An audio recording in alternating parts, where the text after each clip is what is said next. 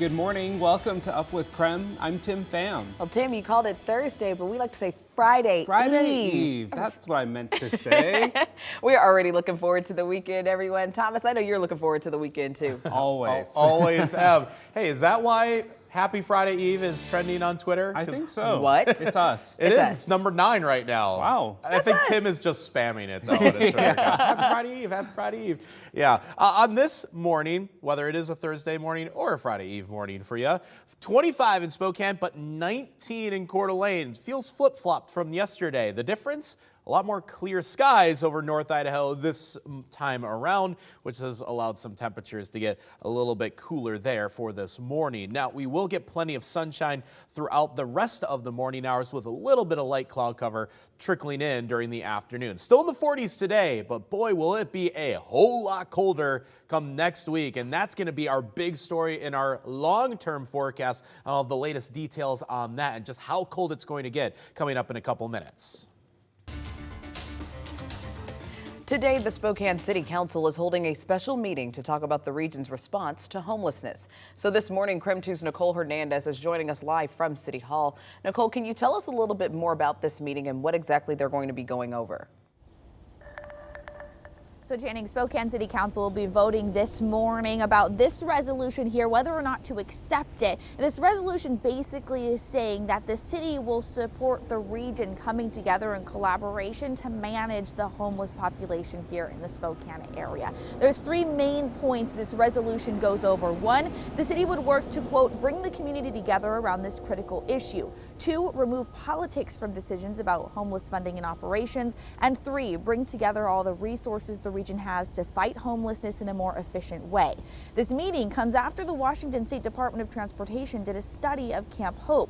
They say the camp is moving in the right direction. There's now just 108 people living there, down from the over 600 that were there over the summer. But WashDOT says there is still more work ahead. Some of the individuals have intensive substance use issues. Some of them have other kinds of medical or mental health needs. So part of the City Council resolution is saying Spokane City Council will support a joint statement calling for collaboration. It's a letter breaking down a plan to start organizing a new regional system in the next 90 days. It says organizations in the area will start collecting data and talking about funding, staffing, and potential models for a collaboration. After that 90-day period, the legislative bodies will take all the information and decide whether to launch this collaborative model. Spokane's mayor and city council, City of Spokane Valley, and Spokane County have all signed this letter. This special meeting is starting today at 11 o'clock, and people in the community are open to come down here and give public comment. In Spokane, Nicole Hernandez, KREM 2 News. 2 people are now in custody after a shooting at a mall in El Paso, Texas. So 1 person is dead and 3 people are injured this morning. El Paso police say 2 of the victims are in critical condition, but they could not give an update on the 3rd victim. Police there also say that there's no danger to the public at this time. The mall will be in lockdown until the police finish their investigation. Now, this shooting actually took place right next to a Walmart where 23 people were killed in a racist attack in 2019. Earlier this month, the suspect in that shooting pleaded guilty to 90 counts of federal murder and hate crime charges. Meanwhile, today, police at Michigan State University will give an update on their investigation into Monday night's deadly mass shooting. Investigators say they continue to search for a motive in the attack that killed 3 people and injured 5.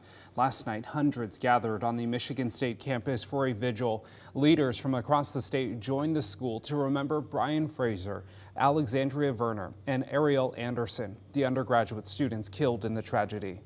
In our darkest moments, we need to find the light. At the Michigan State Capitol yesterday, some students also held a peaceful sit-in demanding action on gun reform. University classes are expected to resume on Monday, but there is petitions calling for remote or hybrid classes for the rest of the spring semester.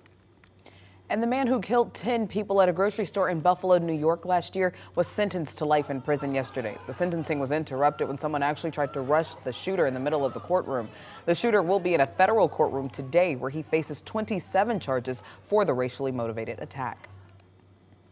In our in-session series, we help you make sense of the hot topics in the legislature. Washington leaders say the state could face a food crisis. That's due to emergency federal funding for SNAP benefits that are ending this month. However, a bill in Olympia could free up $28 million to help state agencies fund food programs.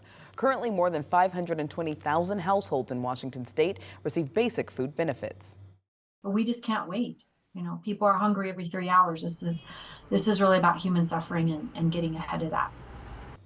The bill will be discussed at an executive session of the House committee starting at 4 this afternoon. In the meantime, Idaho state representatives say they're ready to talk with Oregon about the Greater Idaho movement. So the goal is to expand southwest Idaho with parts of eastern Oregon. Supporters believe the politics, values, and lifestyle of eastern Oregon are more in line with Idaho than western Oregon. Therefore, they want to add more conservative areas of Idaho into Idaho's footprint. People who oppose the bill say this is furthering the political divide in America. We should not be self-segregating by ideology like this. I think we're on a path to civil war if we keep going down this path. We have got to learn to get along better and work together better. The answer cannot be to just start carving up the country and redrawing lines that have been in place for a century or more just so that we can only be surrounded by people that perfectly agree with us. The bill now moves to the state Senate to debate in committee.